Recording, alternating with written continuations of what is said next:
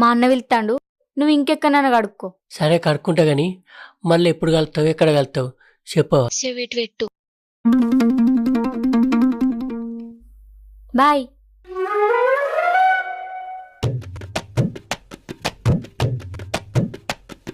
బురద దొక్కినా కానీ పిల్ల మాత్రం ముద్దుగున్నది. గిన్నె పెట్టుకొని చూసుకుంటా. ఇట్లా చూసిందో లేదో అట్లా నా మనసుకు నచ్చింది.